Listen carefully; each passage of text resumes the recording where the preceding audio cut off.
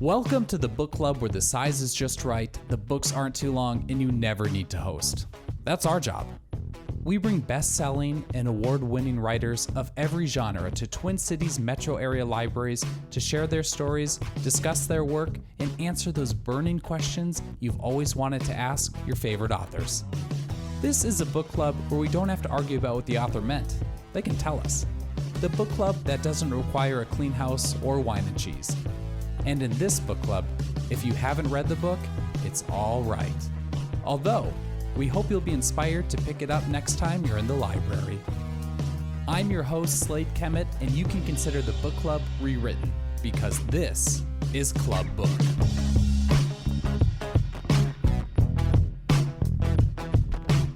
Club Book is made possible by Minnesota's Arts and Cultural Heritage Fund, MELSA, and Library Strategies. We'd like to thank our media sponsor at minpost.com for helping us get the word out about our great guest authors. This podcast features Kristin Harmel at Scott County Library, R.H. Stafford. Historical fiction phenom Kristin Harmel is the #1 international best-selling author behind book club favorites The Sweetness of Forgetting in 2012 and The Winemaker's Wife in 2019. She reached a still wider audience with the publication of The Book of Lost Names in 2020. Inspired by a true story of World War II heroism, The Book of Lost Names tells the tale of a talented forger who uses her gifts to help Jewish children escape the tightening noose of Nazi oppression. Harmel's latest novel, The Forest of Vanishing Stars, breathes life into another little-known chapter of the war in Europe.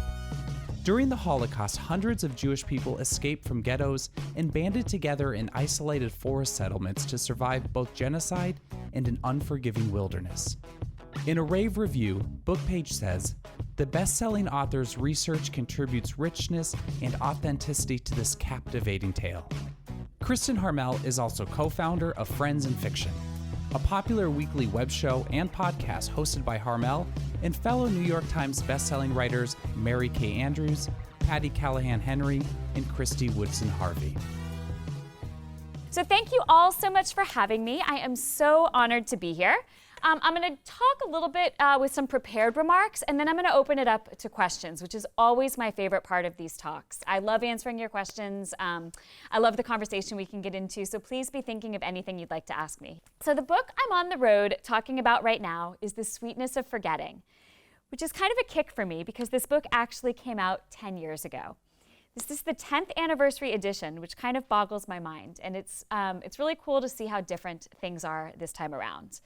When this book was first published in 2012, it was a big hit around the world. It was actually my first bestseller. It hit the top of bestseller lists in Germany, Italy, and lots of other countries. It was such an incredible experience, especially coming off of my first 6 novels, which were romantic comedies that I think a total of about 5 people read. So it was quite a different experience.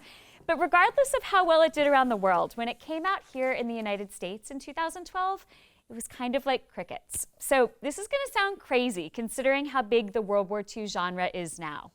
But at the time, World War II fiction like this really wasn't a thing. 10 years ago, it just hadn't exploded yet. Sure, The Book Thief had made waves, and writers like Pam Jenoff were beginning to make a mark and shape what would eventually become this genre. But we were still 2 years away from Anthony Doerr's Pulitzer Prize-winning All the Light We Cannot See, which was set in World War II France. And we were 3 years away from Kristin Hannah's The Nightingale, which I think of as the book that took World War II from a niche interest to a wildly popular historical fiction category that we know today. So that's why I think it is such a wonderfully astounding thing now to have another chance to talk about this book. As the genre has blossomed, this book has amazingly found many readers in the States. Many of them are you guys, so thank you, which I'm so happy for. But most of you have found it through reading my other novels, like The Book of Lost Names, The Forest of Vanishing Stars, and then you've been kind enough to go back through my backlist. But I haven't really had a chance to talk about this book on the road here in the States, so it's really, really cool to have the opportunity to do that now. It's kind of a strange feeling to be out on the road promoting a book that I wrote 12 or so years ago, though, because I've grown a lot as a writer and a person since then. So, there are some things I look at in this book now that I think, gosh, I would have written that differently, or I would have done that differently now that I've matured as a person and a writer. But I will tell you 2 reasons why I'm so happy to be getting to talk about this book after 10 years.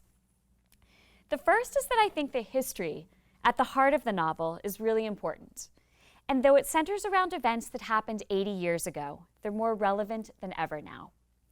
You see, at the core of this novel is the story of the Grand Mosque of Paris, the Muslim center of Paris, which during World War II secretly helped save more than 1,000 Jewish lives during a time when Jews were being rounded up, arrested, and deported from France.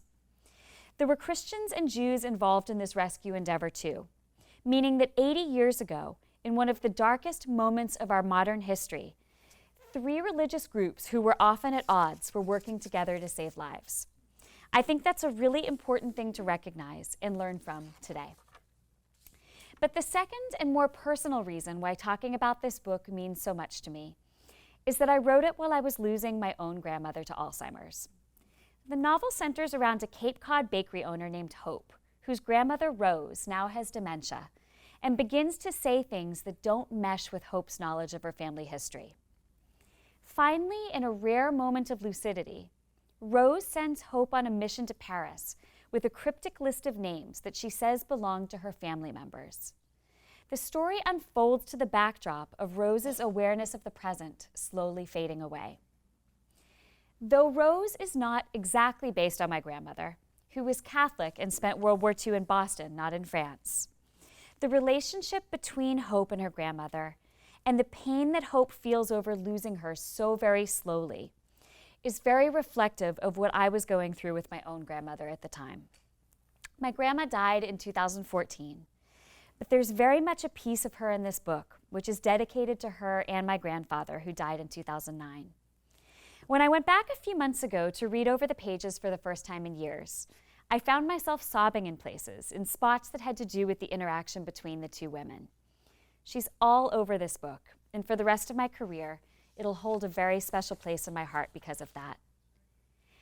At its core, though, this story is about how, during mankind's darkest hours, goodness shines through. It's a story of tragedy, but also of hope, for it tells a true tale of how people set aside their religious and cultural differences and came together to help their fellow man. That true story at the heart of this novel moved me and inspired me. And I think it was the beginning of me realizing that writing about light in the darkness and goodness in the face of evil meant something.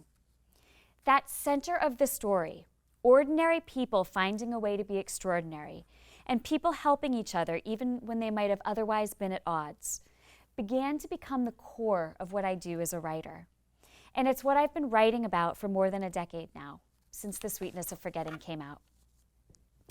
The Sweetness of Forgetting is also a story about food, and specifically, how sometimes the stories we share with our children and grandchildren are not spoken aloud. They're passed down in our traditions, like the tradition of baking that Hope and her grandmother Rose share in their family. My grandparents' generation, the generation that lived through World War II as young adults, was often taught to button up their pain and simply move on, which we know now doesn't really work. So for people who suffered greatly during the war, the way they tried to heal was often to bear their burdens silently. But those stories were there for their families in their actions, their family traditions, the things they put on their table, even the way they loved. I'm fascinated by the way trauma filters down through the generations. And in this novel, that's something that we see firsthand. Rose felt that in order to survive, she had to lock all of her pain away and essentially pretend to be someone else. But that stopped her from being able to feel. She had a disconnected relationship with her own daughter, Hope's mother, because of that.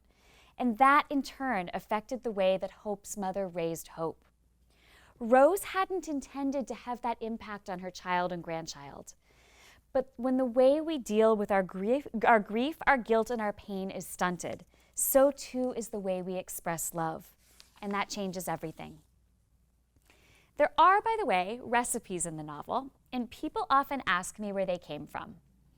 Well, I have a bit of a secret passion for baking, and I actually wrote all of the recipes myself, except for a couple, which I note in the book, that came from my own grandmother's kitchen, another piece of her in this novel. But the recipes are meant to give you a taste of the kinds of things Hope sells in her family bakery. And as we learn in the book, some of those baked goods come from pieces of her grandmother's past that her grandmother has never spoken about. In other words, her secrets were there all along, baked into the recipes Hope has made every day. In order to familiarize myself with French, Ashkenazi Jewish, and Muslim baking traditions, I had to spend weeks in Paris in my late 20s wandering around the city and stuffing myself with pastries. Later, as many of you know, I decided to set a book in Champagne, France, and I had to do the same thing, except with really good champagne. It is such a rough life, you guys, the sacrifices I make for my art. No, but it's important to note that the Grand Mosque of Paris, which played a big role in sheltering Jews during the war, as I mentioned, actually has its own bakery, which is open to the public. So if you travel to Paris at some point in the future after reading this book, I hope you'll check it out with Rose's and Hope's story in mind. Now, as for where the idea for this story came from, I will tell you this. I had lived in Paris in my early 20s, but I had been really struck while living there by how much Holocaust history had happened in the City of Light.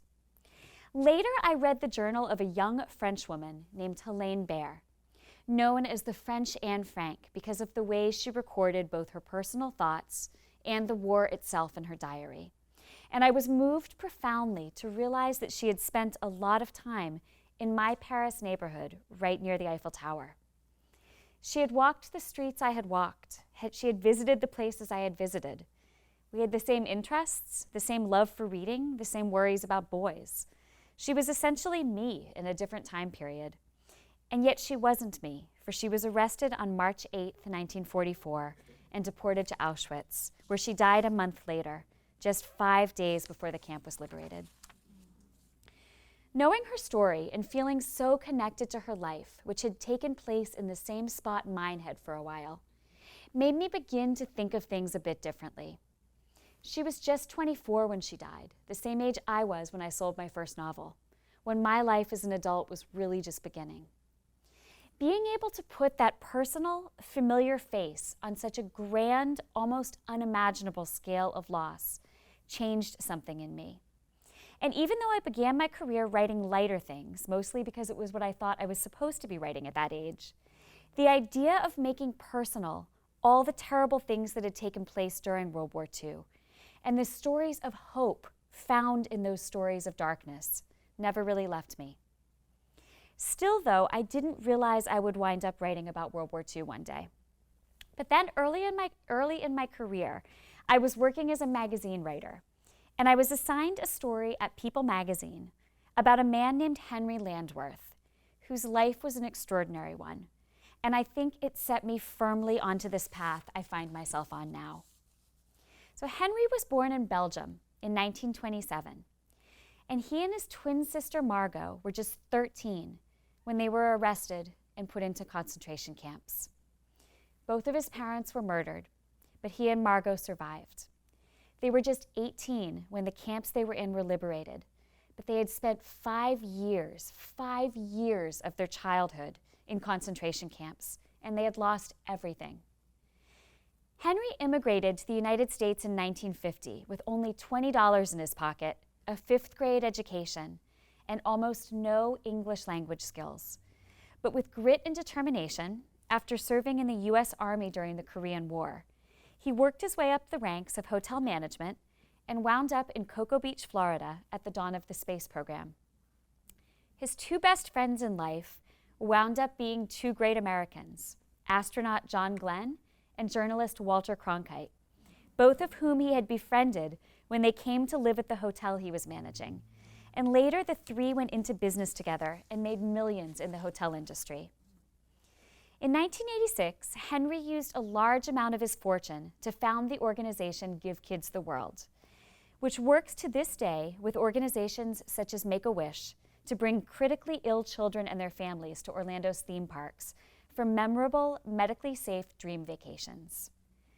When Henry died in 2018 at the age of 91, his family wrote in his obituary, "Even after seeing the worst of humanity, when he came to the United States, Henry chose to let go of the pain and anger, forgive the past, and live a life of peace, compassion, and unconditional love. Henry believed in angels, miracles, and had a legendary sense of humor, and he lived every day as if it was a gift from God." When I had spoken with him a decade and a half earlier for People, he told me, "You've got to give of yourself, not money, but the essence of yourself. That is what makes life meaningful." I often think of those words and of the conscious choices Henry made to live a life of light rather than dwelling in the darkness.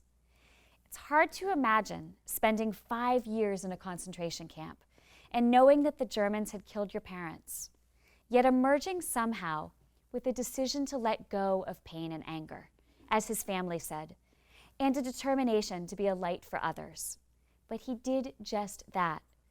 And the life he lived was a glorious, beautiful one that made such an impact in the lives and futures of others, including mine. Since the publication of The Sweetness of Forgetting, I've continued to write about World War II, which is interesting because when I wrote the book, that was not what I intended. In fact, the book I wrote after Sweetness, which was called The Life Intended, was not about World War II at all.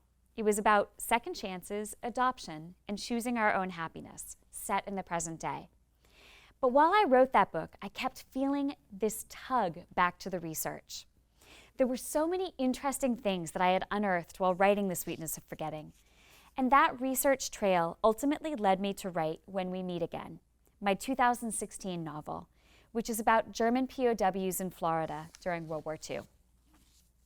Then I wrote about an Allied escape line in Paris in the Rue Monroe Amélie, the French resistance in Champagne, France in The Winemaker's Wife, document forgers who saved children in World War II Central France in the Book of Lost Names, and Jewish refugees who survived in the forests of eastern Poland during the war in last year's The Forest of Vanishing Stars. I really like telling stories from the war that are undertold. Things that make you shake your head and say, I had no idea that actually happened. It means a lot to me when I hear from readers that they learned something that changed their understanding of the war.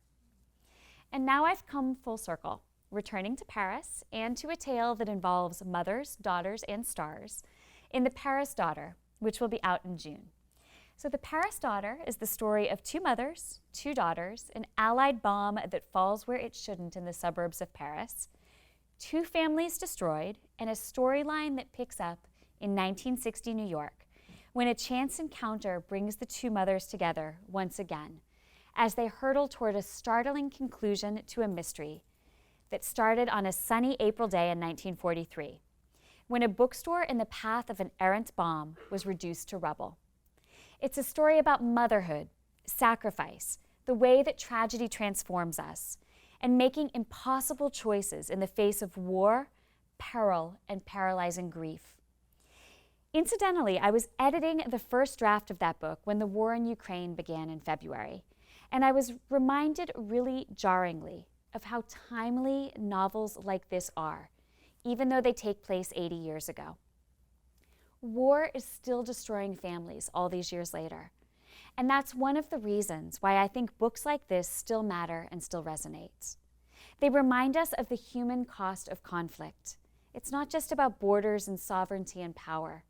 War touches lives just like yours and mine, often in devastating, irreversible ways.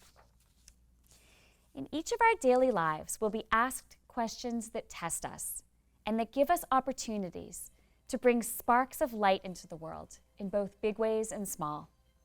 I can tell you personally that I don't always make the brave choice. Sometimes my decision is to protect myself and my family rather than to walk into the fire. And that's okay. That's very human. And there were many people during World War II who made that decision to simply tread water until the worst was over. How could I possibly judge that? But those aren't the decisions that transform the world, that make it a better place. The decisions that change everything are the brave ones, the strong ones, the extraordinary ones that spring from the lives of ordinary people. And I hope that through my own writing about that time period, about the inner workings of people who made those difficult choices, I'm learning to be braver, stronger, and more extraordinary in my own life. I hope you find some inspiration and some fuel for your own strength in books like these too. After all, I think that's one of the reasons we read, that we join book clubs, that we come to talks like this. Books help us to grow. By walking for a little while in the shoes of a character from a different background, a different time period, a different world, we get a bit of perspective on our own lives. Studies show that readers are more empathetic and open-minded, and that's a beautiful thing. Books make us stronger and wiser too. At the risk of sounding like reading Rainbow, which would not necessarily be a bad thing, the more we read, the more we grow. So I'll leave you today, before I take the questions, with the two most memorable things a man named Aaron Bielski said to me while I was researching my last novel, The Forest of Vanishing Stars. So The Forest of Vanishing Stars is based on the real-life survival story of Polish Jewish refugees like Aaron and his older brothers, Tuvia, Azael, and Zeus, who ultimately led a group of more than 1,200 men, women, and children who survived World War II by living deep in a dark Polish forest and by fighting back. Aaron, who's 95 now, was just 14 when his parents were murdered, along with 4,000 other Jews in their area, and he was forced into the woods to save his own life. As the group he founded with his brothers grew, it became his job to sneak into the Jewish ghettos around the forest and convince people that if they didn't follow him out, they would die. Every single time he snuck under walls and barbed wire fences, every time he helped dig an escape tunnel by his own hand, Aaron, who was just a teenager, took his own life into his hands. His survival was extraordinary, but so too were the choices he made. Again and again and again, this ordinary boy from an ordinary family of farmers chose to do the brave thing, and in doing so, he helped save hundreds of lives. That group of 1,200 refugees today has more than 25,000 descendants. That's 25,000 people who would not be here today if a small handful of ordinary citizens, including Aaron and his brothers, hadn't stood up to do this brave, incredible thing. I asked him when we first spoke in the summer of 2020 how that time period changed him. He smiled at me and said simply, "Hardship teaches a person life." I think that's a good lesson from World War II, and one that we should remember each time we're going through something difficult. We are shaped by the tough times, not the easy ones. Our lives are changed by walking the hard roads. That's true for all of us, and it's something to remember as we face challenges in our lives in the coming months and years. I also asked Aaron Bielski what lesson he had learned from his years in the forest, during which every day was a struggle for survival. I'm not sure what I expected his answer to be, perhaps something about God or family or resilience. Instead, he smiled and said simply, "Be nice, if at all possible." And really, that's what being a light in the darkness is all about. That's what finding the extraordinary in the ordinary life is about. That's what being better versions of ourselves is about. And it's at the heart of creating a better world. Be nice, if at all possible. It is perhaps the simplest piece of advice you'll hear today. But sometimes the simple things are the ones that mean the most. I wish all of you lives filled with light and the courage to be nice, if at all possible. For it is truly that kindness that lights the world.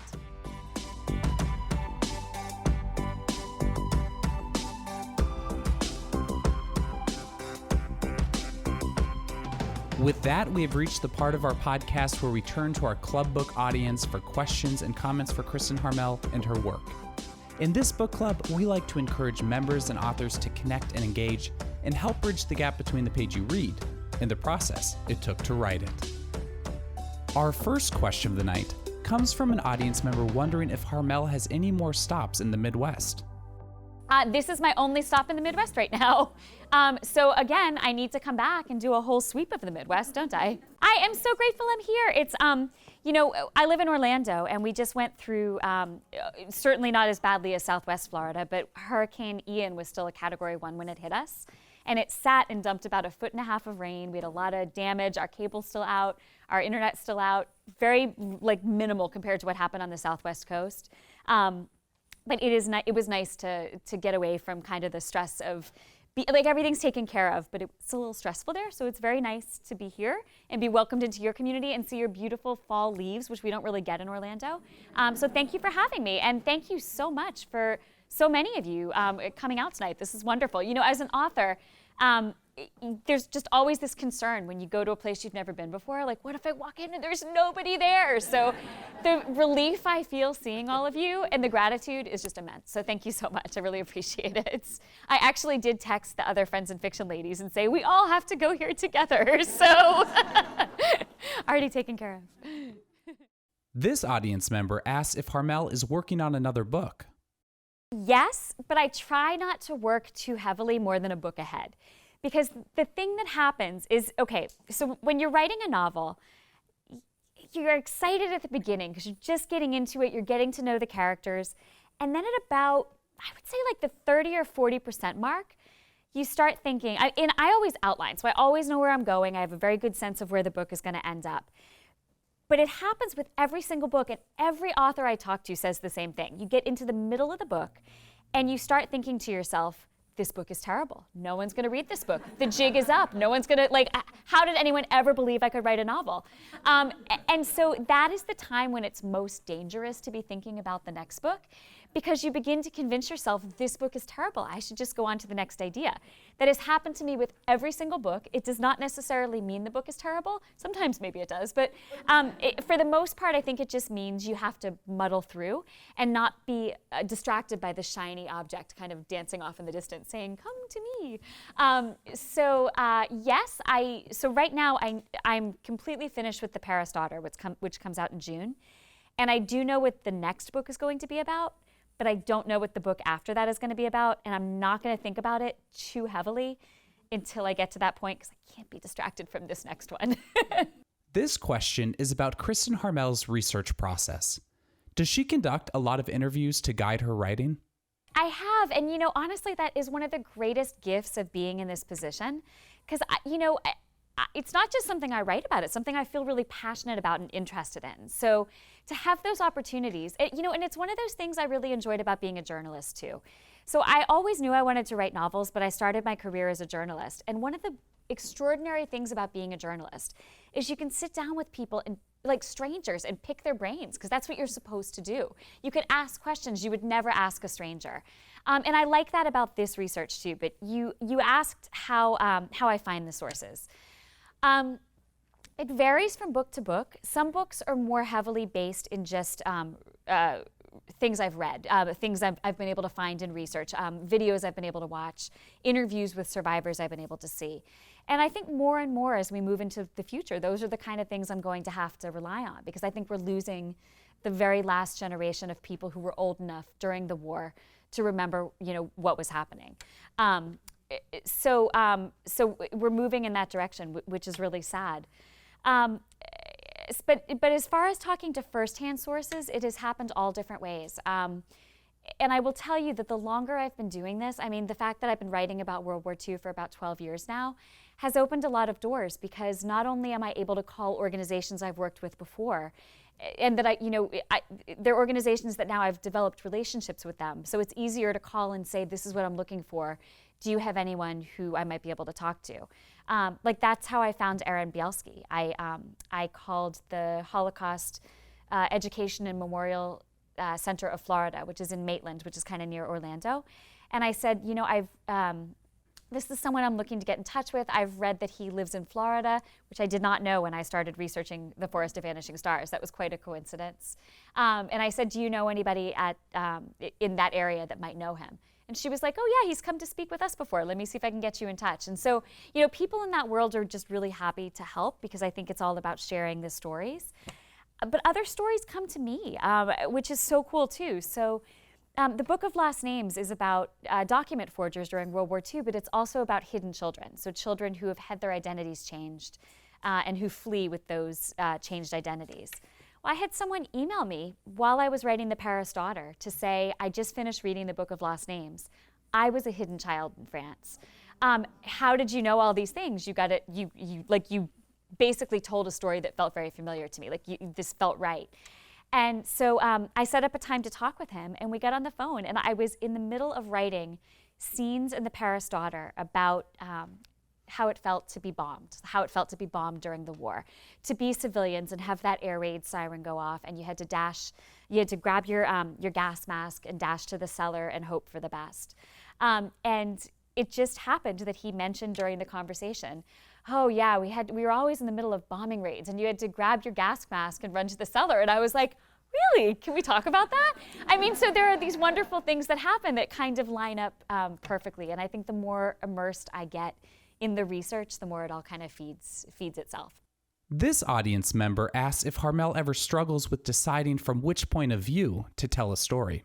So the book that comes out today, the 10th anniversary of The Sweetness of Forgetting, it's told from two viewpoints. One is Hope, the granddaughter, and one is Rose, the grandmother. Rose has dementia. Rose has Alzheimer's. And when I wrote the first draft of the book, I wrote the Rose chapters in first person from Rose's viewpoint. And my editor my agent who I showed it to was like, this does not work at all.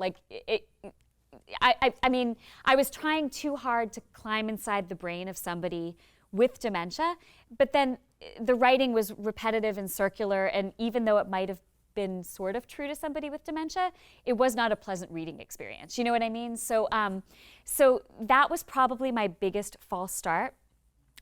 This was really a transitional book for me.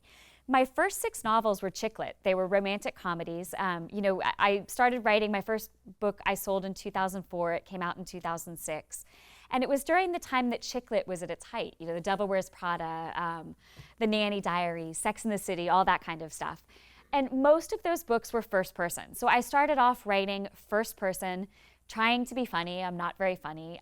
In fact, I remember when I turned in my first draft of my first novel to my literary agent, she was like, this is great, but it needs to be funnier. And I was like, I don't know how to be funny. And she said, just start drinking. And I was like, so she really did. And I was like, oh, okay, I can try that. And so I drank a bunch, and it did not make me funny. So just a little writing tip from me to all of you. What was I even talking about? I guess I sidetracked with that. So I was used to writing these first person, like very interior thoughts. And so The Sweetness of Forgetting was very much a shifting of gears, because I did have to write that third person viewpoint. And I think I have found my way to doing that now. Third person is very comfortable for me. And I think it's, to me, just a better, more well-rounded way to tell a story. But I'm writing an Amazon short story now for one of those Amazon short story collections. And I decided to try first person again, because I hadn't done it in so long. So I think you just get the feel of it once you get into writing the character, and I think you just know whether it's flowing the right way and telling the story the right way. Our next question is how Harmel establishes trust with her sources when researching and writing her books. I think it's just that I genuinely come to the table as a human being first and a writer second. I'm not trying to pull a story out of them. I'm saying I want to know your story so that I can do honor to what you went through and what other people went through, and so that I can share this sort of for the greater good in a way that reaches a lot of people. I think it was harder for me earlier in my career. I think it helped that I had a background at People magazine. I think that gave me a little bit of credibility going in when I began writing books. But still, it was harder before I was more established and known, because it was kind of hard to say, I'm going to write a fictionalized version of a story that is similar to yours, so will you tell me all your innermost thoughts and fears, right? But I feel like I had to learn that as a journalist too. I was a really weird kid who knew, I knew early I wanted to write. I knew always I wanted to write books, other than a brief period of time when I was convinced I was going to be a pop star named Mystica. It could still happen, watch out world. But aside from that brief Mystica blip in my record, I pretty much always wanted to be a novelist. But I started off as a journalist because I thought, I can't write books right away. I don't have the maturity to do that yet. In retrospect, I wish I maybe had tried a little bit earlier. But I decided to go into journalism first. And when I decided to go into journalism, I was 16. And I was like, well, might as well start now, which what a weirdo I was. But I was 16 and I started writing query letters to magazines, pitching them stories while cleverly omitting my age. And I got my first magazine assignments at 16 to go interview Major League Baseball players and NHL hockey players because I thought I was going to be a sports writer. That's what I thought I wanted to do. So at 16, I had to figure out how to go and talk to people who I was completely intimidated by while looking like a 12-year-old, because when I was 16, I looked 12. I lived in constant fear of receiving a children's menu on a date because I looked so young. But luckily, no one ever really asked me out on dates, so it was a non-issue. But so I really had to kind of figure that out early. I had to figure out how to talk to people and how to relate to people. And I think that one of the things I've found that has served me well all these years later also is that if you're genuine about it, if you're coming from a genuine place, and if you allow yourself to feel what the person is saying, people tend to open up. If they agree to sit down with you in the first place, there's usually a little bit of a willingness to talk. And then I think you just have to make yourself a receptive listener. Sometimes I think I get too involved. I have burst into tears during interviews before, which I think you're not supposed to do. In fact, I was working on a story for People magazine one time about Terri Schiavo. Do you remember her? She was that woman who was hooked up to life support, and there was a battle between the parents and the husband about whether to remove her from life support. And when they announced the decision, I burst into tears, on live television. I was standing there, and my editor called, and she was like, "You can't cry on TV. That's not you're supposed to be impartial." But I think that's, in a way, as an author, maybe that's an asset, because to feel the story, you absorb the story, and I think it just leads to more back and forth. And I also try to read everything I can about the person before I go and talk to them, everything I can find, so that I'm not walking in blind, and that there are a lot of different places to pick up the conversation. If we seem to be kind of not going in the wrong direction, but going in a direction that feels like it's hurting them, or that feels like it isn't serving them well. I usually have enough to redirect. But you also asked what I do if the person kind of takes it in a different direction than I had intended. I actually like that, because sometimes I go in thinking, this is for sure what I want to talk about. This is what I think we're going to talk about. And I go in and discover that the real story is something different. Like the example I just gave with the man who called me and wanted to talk about the Book of Lost Names, and just in conversation it came out that he had been bombed as a child. So you just kind of never know where those conversations are going to lead. Our last question of the night comes from an audience member inquiring if there are any talks about adapting Harmel's work onto the big screen. Hollywood, man, I'm telling you. Yes, several of my books have been optioned. A few of them are at different points along the way. I don't know. There are challenges. One of the challenges is that World War II movies that are more female focused are less appealing to Hollywood, because they're very expensive to make. And I think that the general wisdom in Hollywood is that if you want to make a lot of money back, the movies have to appeal predominantly to men. I don't understand why. I feel like we go to the movies too. But that is a stumbling block I have run across. It's expensive to make movies set in 2 time periods, and most of my books are set in 2 time periods. It is a challenge to write books that have a dual time, or to make a movie that has a dual timeline, because it's unclear who the star of the movie is. So it's hard to attract bigger stars to scripts like that. So there are a lot of little things that I wouldn't have known at the beginning of the journey. But there are a few things in motion, and one of the things that might come to fruition is The Life Intended, which is my only non-World War II book of the last 10 years. That is probably furthest along the path, but potentially the Book of Lost Names, we'll see. But then how random is this? I have a film manager now who came to me because he tried to option the Book of Lost Names, and I had already optioned it to somebody else. But he was like, I feel like you just write like a screenwriter. And I'm like, I don't know. I mean, I've taken a few screenwriting classes. I don't know. And he's like, no, I really think you're going to write TV shows. I'm like, no, I don't think I'm going to write TV shows. He's like, you're going to write TV shows. I have been pitching a medical drama in the last few weeks to several networks. Like, who ever thought, like, who am I? What is this? What is happening here? So who knows? Maybe I'll make a medical drama before somebody makes one of these movies. Thank you for asking.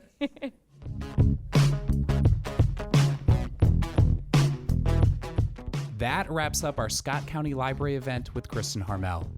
Make sure to catch our next podcast with Layla Motley. Layla Motley is the author behind Nightcrawling, one of the most anticipated and best-reviewed fiction debuts of 2022. Set in the teenage author's native Oakland, California, this New York Times bestseller is the latest pick for Oprah's Book Club 2.0 and put Motley in contention for the 2022 Booker Prize. Visit us online at clubbook.org for details on past and present seasons, sign up for our e-newsletter, check out our calendar, and so much more. Stay up to date with all of our events at our Club Book Facebook page. If you're on Twitter, find us using the handle ClubBookMN. And if you enjoy these free Club Book events and podcasts, remember to share them with your friends. They just may too. Thanks again to all those who make Club Book possible, including MELSA, Library Strategies, and Minnesota's Arts and Cultural Heritage Fund. Our sponsors include MinPost and Red Balloon Bookshop, where you can purchase all the books featured in Club Book. Finally, a very special thank you to all the libraries hosting events this season. That's it for Club Book, the coolest club in town. We'll see you at the library.